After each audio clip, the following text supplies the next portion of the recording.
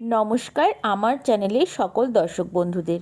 আজকে 24 মার্চ সোমবার। আজ থেকে আমি আমার প্রথম ভিডিও শুরু করছি। প্রথম ভিডিও বলবো না, তবে ডেইলি ভ্লগের মধ্যে আজকের দিনটাই প্রথম আমার কাছে। আজকের মেনুতে ছিল হেলেঞ্চার শাক ভাজা, আলু উচ্ছে ভাজা, লাউ চিংড়ি আর কাতলা মাছের কালিয়া।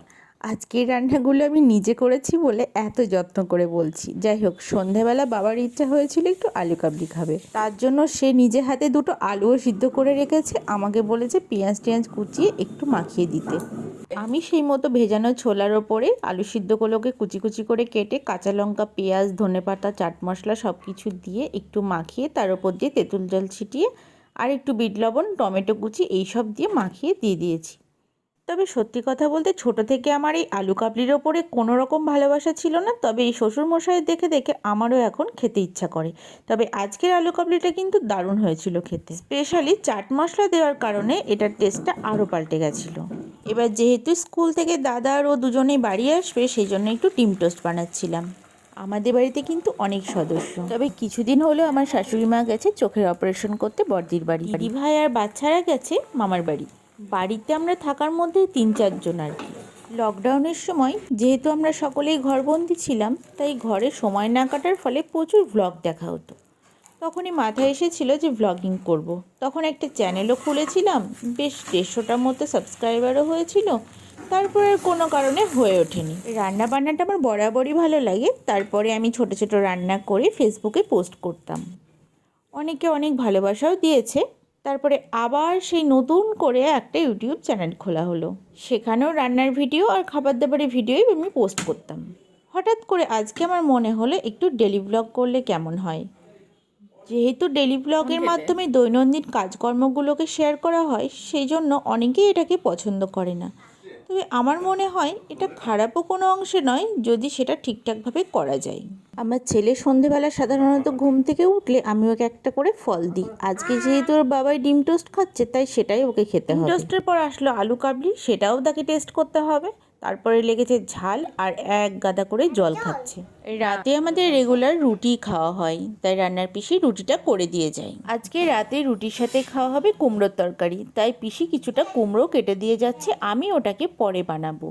শ্রীহানবাবুর বয়স যেহেতু 3 বছর, পড়াশোনা একটু একটু করে শুরু করেছে, আর আমি অভ্যেস করানোর চেষ্টা করি সন্ধ্যাবেলা সকালে একটু করে বসানোর। সেই মতো আজকে সন্ধ্যাবেলাতে একটু পড়াতে বসিয়েছিলাম। তবে ও না ভীষণ নিজের মর্জি মতো চলে, ও পড়তে চাইলে সবটা পড়বে, আর না পড়লে একদমই পড়বে না। বাচ্চা বলে আমিও সেভাবে অতটা প্রেশার দিই না, তবে প্রথম প্রথম তো আমারও বেশ ভালোই লাগে ওকে টাইম ধরে পড়াতে বসতে। পড়তে পড়তে মাথার মধ্যে কি ঢুকবে, এই যে টেবিলের চারিদিকে গোল গোল করে ঘুরছে সে। বাবা বাজার থেকে পাটের শাক এনেছিল, তো রুটিটা যেহেতু হয়ে গেছে, কুমড়োটা আমি বানাচ্ছি, তাই পিসি আজকে পাটের শাকটা বেছে কেটে রেখে দিয়ে যাবে। সকালে আমি ওটাকে রান্না করব। আমাদের বাড়িতে এই দুজন ভীষণ মজার মানুষ, এক হচ্ছে রান্নার পিসি আর একটা হচ্ছে শ্বশুরমশাই। কত অভিযোগ থাকে একে অপরের বিরুদ্ধে।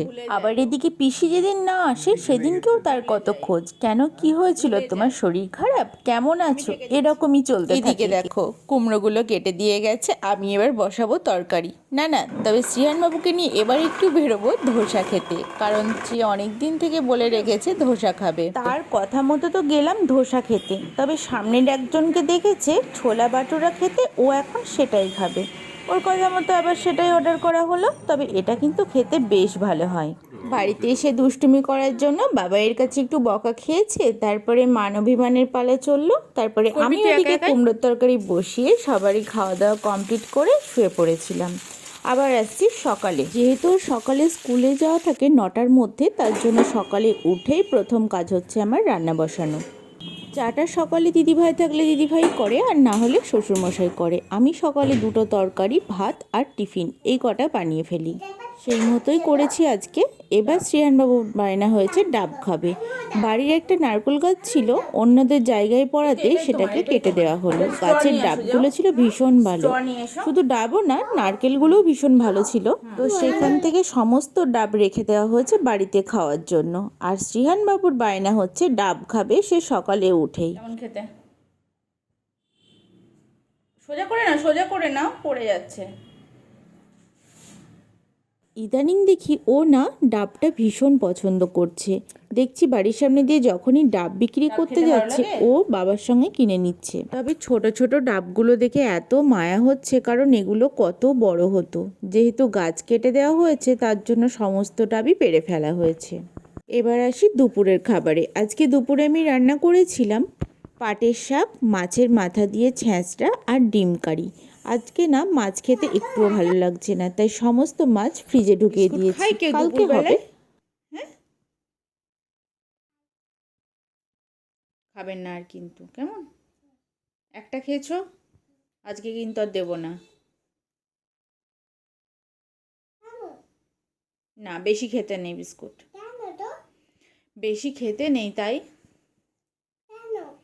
বেশি খেতে নেই। আচ্ছা, তুমি ঘুমিয়ে পড়ো, ঠিক আছে? ঘুমিয়ে পড়ো। চলো চলো, আমি যাচ্ছি, চলো চলো ঘুমিয়ে পড়ো, আমি ঘুম পাড়িয়ে দিচ্ছি।